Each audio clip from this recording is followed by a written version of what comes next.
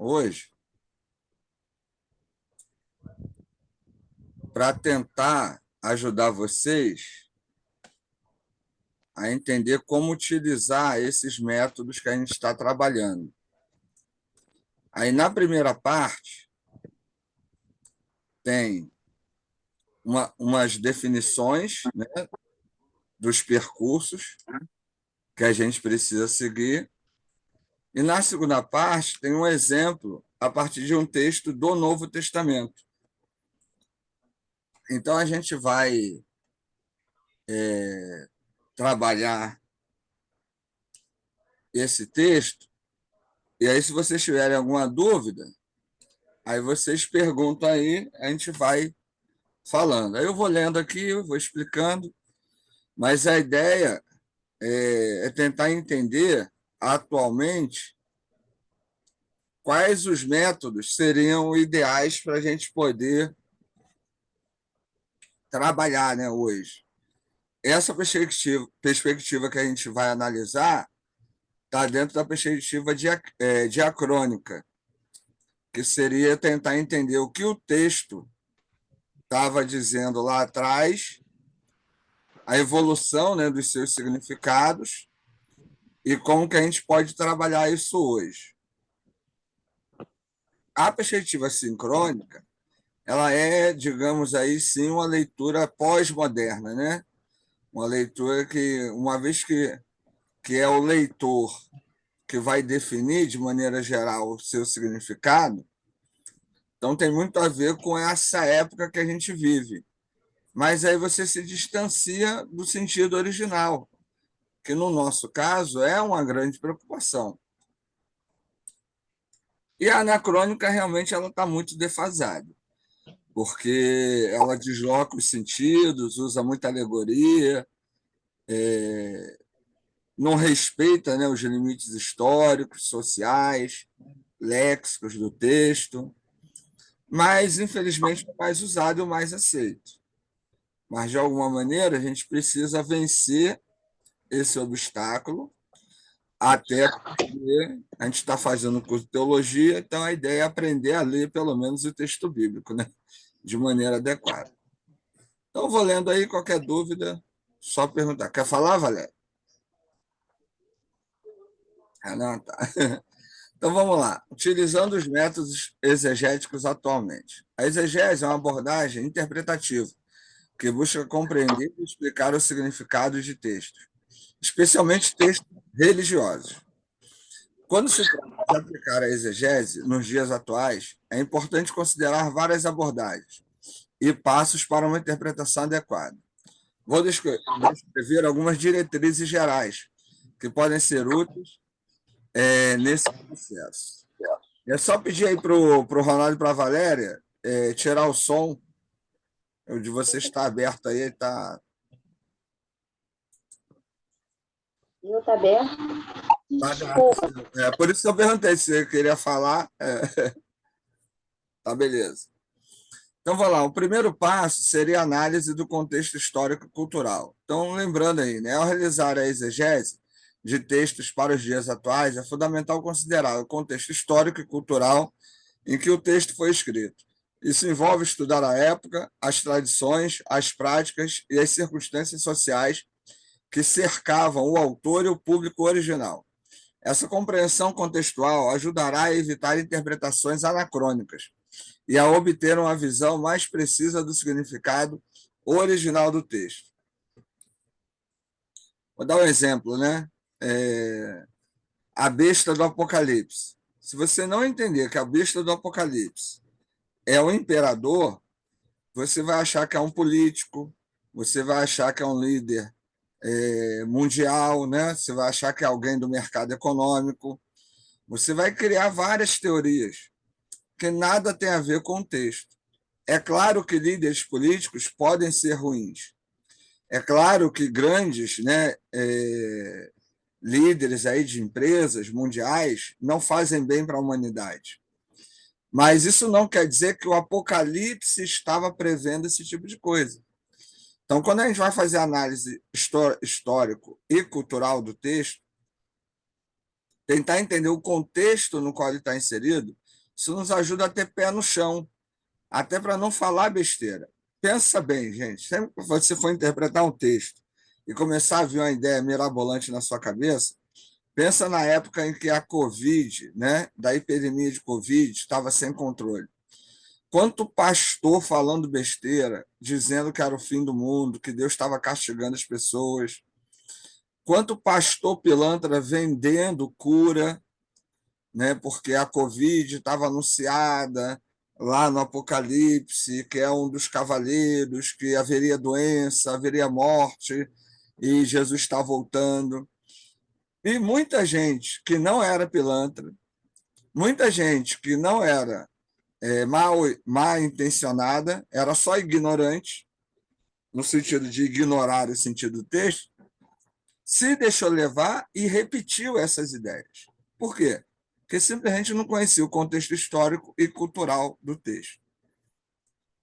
Então, esse é um passo importante, principalmente hoje, onde cada um tem a sua verdade, né? Cada um tem o seu achismo. Um cara assiste um vídeo no YouTube por meia hora, acha que já sabe teologia. Então, é preciso saber isso, saber pesquisar isso, né? E aí, esses materiais que a gente tem apresentado aí para vocês, né? Introduções, comentários, livros temáticos de maneira geral sobre o contexto bíblico são importantes para a gente conhecer o contexto histórico e cultural em que os textos bíblicos foram produzidos. Segundo passo, estudo linguístico. O estudo da linguagem é essencial na exegese. Analisar o vocabulário, a gramática e as estruturas linguísticas utilizadas no texto original pode fornecer insights valiosos sobre o significado pretendido. Se possível, é útil consultar versões originais ou traduções confiáveis do texto em questão. Além disso, considerar figuras de linguagem, metáforas e expressões idiomáticas pode contribuir para uma interpretação mais precisa. Aí, usando o exemplo de Apocalipse de novo, a besta, né? Qual era a ideia de usar o número 666? E aí você tem a geometria judaica, que era uma forma que os judeus tinham naquela época de escrever os números, que dava a ideia de símbolo, né? O número era como se fosse um adjetivo, então não especificava necessariamente a quantidade, né? Mas uma qualidade. Então, 666 simbolizava o mal, né? Algo ruim, algo extremamente ruim. E na época era o imperador romano, Dominiciano. Então, é importante conhecer isso para não falar besteira. Pensando na língua, né? A gente vê lá nas bem-aventuranças, em Mateus e em Lucas. Em Mateus vai dizer, bem-aventurados os pobres de espírito, pitocói to pneumati. Em Lucas vai dizer, bem-aventurados os pobres, só vem o termo pitocói, só pobre. Então, em Mateus, a ideia é que feliz, né, Macários, que é o termo para bem-aventurado, feliz, ele vai dar a ideia de que a felicidade tem a ver com desapego, tem a ver com uma vida humilde, né? Não com pobreza, mas com uma vida onde você é desapegado das questões egoístas, materialistas. Isso necessariamente não tem a ver com rico ou pobre, é um posicionamento, né? Já em Lucas, já fala do pobre, vai falar que o reino de Deus é para o pobre, que na época era marginalizado, era visto como alguém que estava sofrendo alguma punição por causa de pecado, coisa desse tipo. Então, Lucas vai dar uma versão diferente da de Mateus sobre as bem-aventuranças. E no grego, dá para perceber isso, e no próprio português. Só que às vezes a gente nem presta muita atenção nisso. Então, um vai falar que a felicidade é fruto de um posicionamento ético, né? De uma questão emocional, de desapego em relação às coisas desse mundo, e o outro que o reino de Deus e a felicidade é para todos, independente da condição social. Então, estudar a língua original é importante. No nosso caso aqui, falando do Novo Testamento, é fundamental que a gente não esqueça que o Novo Testamento foi escrito em grego. Sendo escrito em grego, a gente precisa ter material que nos ajude a entender esse texto, certo? Terceiro passo aí, análise literária. A exegese também envolve uma análise cuidadosa da estrutura literária do texto, indicar gêneros literários, o estilo de escrita e os recursos retóricos utilizados pode ajudar a compreender a interpretação do autor e a mensagem que ele desejava transmitir. Isso inclui examinar a estrutura do texto, como parágrafos, seções e capítulos, bem como a presença de repetições, contrastes ou padrões temáticos. Falando ainda de Apocalipse. Apocalipse ele é escrito dentro de um gênero literário que é a apocalíptica judaica. A apocalíptica judaica vai usar números, cores, elementos como símbolos. Então, toda a linguagem do Apocalipse, ela é, em sua maioria, simbólica. Isso não quer dizer que no fim do mundo, né? O Apocalipse nem fala do fim do mundo, mas pela simbologia do Apocalipse, não quer dizer que no fim do mundo vai ter um dragão de 7 cabeças, vai ter uma mulher dando a luz no céu, ou o mar vai se tornar de cristal. Tudo isso é um símbolo. Tudo isso são maneiras de se expressar, por exemplo, dragão de 7 cabeças eram os 7 impérios dominantes na época. A mulher dando a luz é uma demonstração de que Jesus, né, aquele que nasce da Virgem, seria aquele que todos veriam, né? Então, Jesus seria um poder visto por todos. E o mar, feito de cristal, é que as divisões ocasionadas pelos grandes impérios da época não existiriam mais. Então, todos poderiam andar de um lado para outro sem precisar da permissão dos grandes impérios detentores do poder na época. Então, essa simbologia, essa análise do gênero literário é importante. Pensa, por exemplo, em Mateus 24. Mateus 24 é um texto que está dentro do Evangelho. O Evangelho, por si só, já é um gênero literário. Então, Mateus 24 ele é um texto escrito dentro da apocalíptica judaica.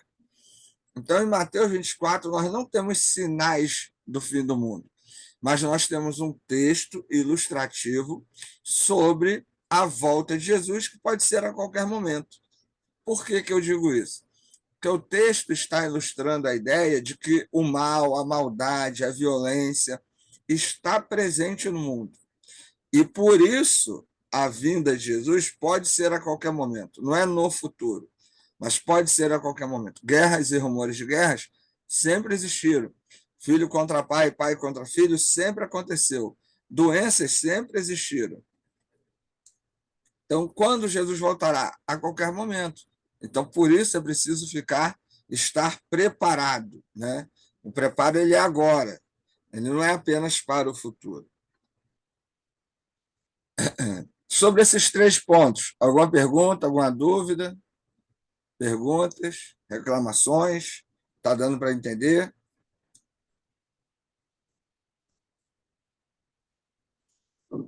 Quem cala consente, vamos lá. Fala, André.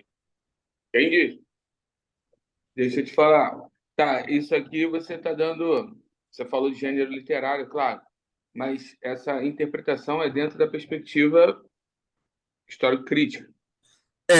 Então, é a perspectiva que, assim, hoje a ideia seria demonstrar como lidar com o texto do Novo Testamento na nossa realidade, uma realidade muito cheia de verdades, né? Então, essa seria a maneira de a gente ter mais segurança para poder falar do texto. É porque no início você falou sobre o método anacrônico, que perde um pouco da credibilidade devido a essas inúmeras interpretações que a gente vê, e, enfim, isso aí seria um método um pouco mais o diacrônico, né? Que levaria mais. Esses passos aqui são para uma leitura diacrônica que nos ajudaria a ter um pé mais firme, entendeu? Ainda que gere um pouco de estranheza, mas nos ajuda a chegar mais perto do que os autores originais quiseram dizer. Beleza. Tô mole assim que eu tô cansado, Ricardo. Travei uma batalha muito grande essa noite. Mosquito. Eu tô com sono. Não, tá brava. Aqui em casa, aqui, a minha filha e a minha esposa estão com dengue. Caramba. Aí, tô aqui de molho aqui com elas aqui, tá ruim. Esse tempo aí. Não sei, mas tinha mosquito me atentando a noite toda. E a batalha sempre a derrota é garantida quando tu briga com esse bicho. Ele É bravo, né? Ah, Ele é é repelente, mete repelente para tentar diminuir. psicopata. Uma foto para tu que vai entender. É Mas o vamos embora. devorador, irmão. Valeu. Vamos lá. Então, ponto 4 aí. No caso, a hermenêutica. Na hermenêutica, a gente está até estudando, né, numa outra disciplina. Então, só para a gente entender que a exegese e a hermenêutica elas caminham juntas, né? Não são disciplinas que necessariamente têm que caminhar separadas. A hermenêutica refere-se a um conjunto de princípios e métodos utilizados para interpretar textos, ao aplicar a exegese aos dias atuais. É importante adotar uma abordagem hermenêutica adequada. Isso envolve considerar a relevância do texto para a audiência contemporânea, buscando significado aplicável aos desafios e questões atuais. É essencial equilibrar a compreensão do contexto histórico com a aplicação relevante e contextualizada da mensagem para os dias de hoje. Cara, um bom exemplo disso no Novo Testamento é a carta a Filemon. Dentro dessa análise que a gente está fazendo, para que serve a carta de Filemon? Para nada. Por quê? Porque ela é uma carta pessoal de Paulo para Filemon sobre Onésimo, que era um escravo que fugiu. Ah, fala de amizade. Não fala. Ah, fala do amor ao próximo. Não fala. É uma carta de Paulo para Filemon não matar Onésimo, tratar ele bem, apesar de ele ter fugido. Por quê? Porque Onésimo se converteu. Ponto final. Agora, quando eu vou para uma análise anacrônica ou sincrônica, aí começa, né, a dar vários sentidos. Ah, porque assim como o Filemon perdoou Onésimo, você tem que perdoar quem te ofendeu. Cara, tem tanto texto no Novo Testamento para falar de perdão que você não precisa inventar em cima de Filemon.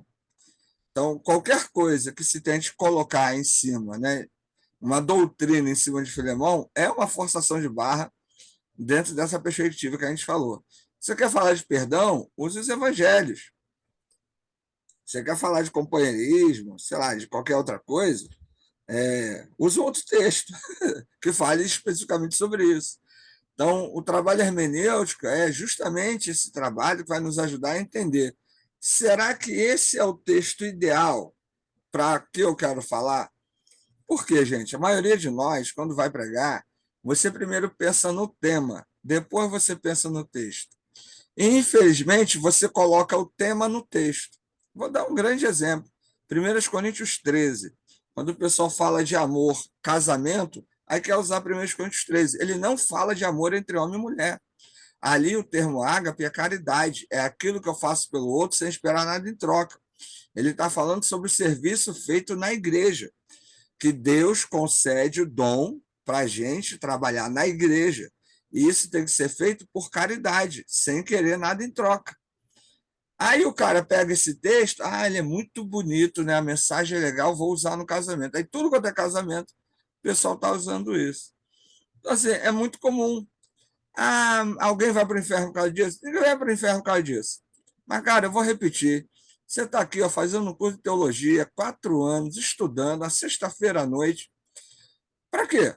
Para repetir as mesmas baboseiras que todo mundo repete? Eu fico extremamente decepcionado. Às vezes eu vejo ex-alunos pregando, né, e tal. Eu falei, cara, o cara gastou dinheiro à toa. Porque, gente, para ser pastor, para trabalhar na igreja, você não precisa de curso de teologia. Se você está fazendo teologia, é porque você quer aprender, né? Estudar, fazer um negócio diferente e tal. Mas, infelizmente, a maioria não está nem aí. Então, é algo para se pensar. Então, quando a gente vai falar de métodos de exegese, é um negócio que a gente realmente precisa se empenhar, né, para falar do texto e não colocar no texto aquilo que a gente acha. E os processos hermenêuticos, eles vão nos ajudar a isso, né? A entender, né, que o texto ele tem um objetivo, né? Ele tem um autor, ele tinha um destinatário, ele tem uma mensagem. E necessariamente não é o que está na minha cabeça. Então, é necessário muito cuidado, né, com a maneira como tratamos o texto bíblico aí.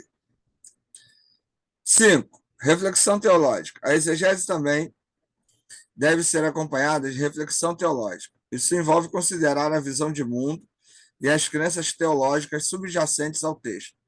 bem como essas crenças se aplicam aos dias atuais.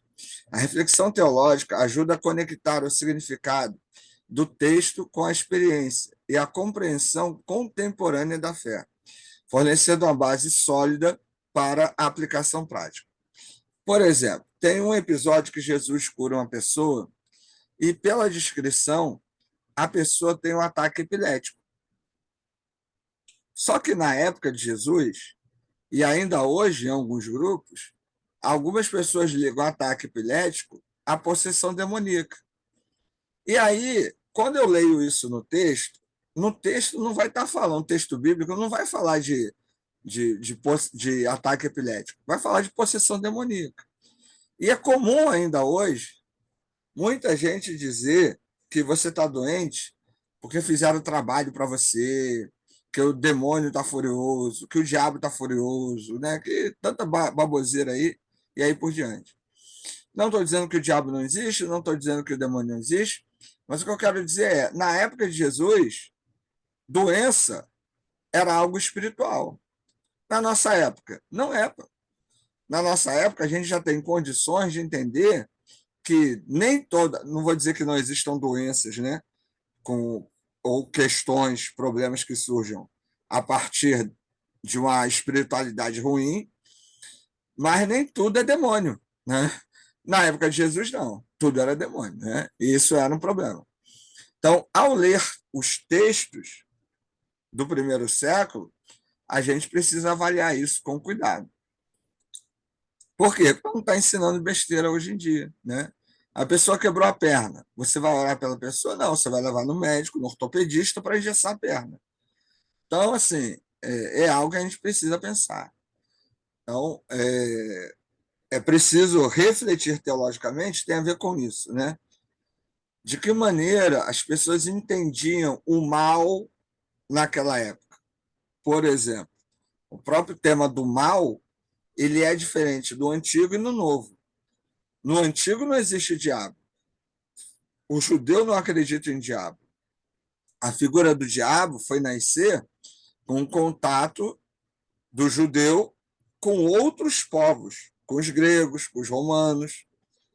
Mas o judeu em si, o bem e o mal vem de Deus. Não tem a figura do demônio, né? Do demônio, não, do diabo, né? De um chefe, de uma força opositora. Por quê? Porque Deus é soberano, absolutamente soberano. Então, isso a gente tem que levar em conta. Isso a gente tem que avaliar. Aquela parte que Jesus vira para Pedro e fala: arreda-te de mim, Satanás. Eu tenho que fazer análise léxica ali, né? Eu tenho que ir lá traduzir aquele termo. Ah, Pedro estava endemoniado? Não. Pedro estava se comportando de maneira contrária. O termo ali tem a ver, né, que é o diabolos, é aquele que age de maneira contrária. Então, Pedro estava agindo de maneira contrária ao propósito de Jesus. Qual era o propósito de Jesus? Morrer na cruz. E a atitude de Pedro estava impedindo, poderia impedir o propósito de Jesus. Por isso Jesus vai falar isso. Aí, quando o texto vai ser traduzido para o português, aí vem as variações aí. Ah, estava endemoniado. Ah, o demônio tomou posse dele, né? E essas doideiras todas que a gente ouve por aí. Então, muito cuidado com isso. Como é que a gente vai fazer essa reflexão teológica? Você vai parar no texto, vai botar a mão e vai orar? Não, você vai ler sobre o texto. Você vai pegar um comentário, você vai pegar uma introdução bíblica, você vai pegar um livro de teologia, você vai estudar sobre o texto. Então, é assim que a gente reflete, né? E a partir disso, ir construindo o seu discurso sobre o texto, certo? Ponto 6. Diálogo e interpretação comunitária, né? Por fim, é importante lembrar que a exegese não deve ser um esforço isolado. Participar de diálogos e discussões com outras pessoas, como estudiosos, teólogos, líderes religiosos e membros da comunidade de fé, pode enriquecer a compreensão e oferecer diferentes perspectivas sobre o texto. A interpretação comunitária ajuda a evitar interpretações unilaterais e promove um entendimento mais amplo e inclusivo. Quem faz muito isso é a perspectiva da teologia da libertação, onde você apresenta o texto, né, comunidades que são que trabalha nessa perspectiva, é apresentado um texto e se ouve cada um, né? O que cada um entendeu do texto, que experiência as pessoas têm do texto. Quando se apresenta o texto, fala-se brevemente, né, no contexto, conteúdo, destinatários, dá uma breve base, né, para que as pessoas entendam. E a partir disso, vai se ouvindo as pessoas. E aí vai filtrando, né, tentando entender ali o que cada um consegue trazer daquele texto para a sua realidade. Isso é legal, isso dá para trabalhar. Eu tentei fazer isso em algumas igrejas que eu participei, mas só dá para fazer em igreja pequena, igrejas muito grandes.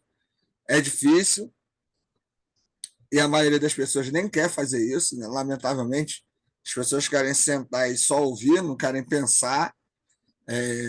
Mas, assim, é um trabalho legal para fazer com um grupo de EBD, com um grupo de jovens. Né? Mas aí a ideia é a seguinte: você não vai jogar o versículo, né? Você apresenta o versículo e fala dele um pouco. Ó, esse texto foi escrito por Paulo no ano tal, ele tinha esse objetivo, os destinatários estavam passando por essa situação. De que forma esse texto pode falar com a gente hoje? E aí você vai ouvindo cada um. E é legal, né? Eu fui pastor de jovens uma época, numa determinada igreja, e eu fazia muito isso. E é legal que você ouve coisa muito boa, né? E dá para construir coisa muito boa em cima disso. Agora, é um exercício realmente comunitário, que também você ouve muita besteira. Então, é saber lidar com isso, né? Até para não gerar problemas, né, maiores, mas é uma maneira de se trabalhar, né? Então, esses seriam passos, né, caminhos aí possíveis para que a gente possa, de alguma forma, desenvolver um trabalho exegético saudável hoje. Né? Diante de tanta besteira que a gente ouve por aí, esse seria um caminho, né? Esses passos seriam um caminho possível para se fazer uma exegese. Eu vou deixar esse material com vocês, né, para vocês terem uma ideia, e aí, se interessar, né, você vai pesquisando, vai trabalhando. Agora, segundo momento, qual é a ideia? Pegar um texto e tentar entender esse texto a partir de cada um desses passos que a gente apresentou anteriormente. Alguém quer perguntar alguma coisa? Quer falar alguma coisa em relação a que a gente apresentou até aqui?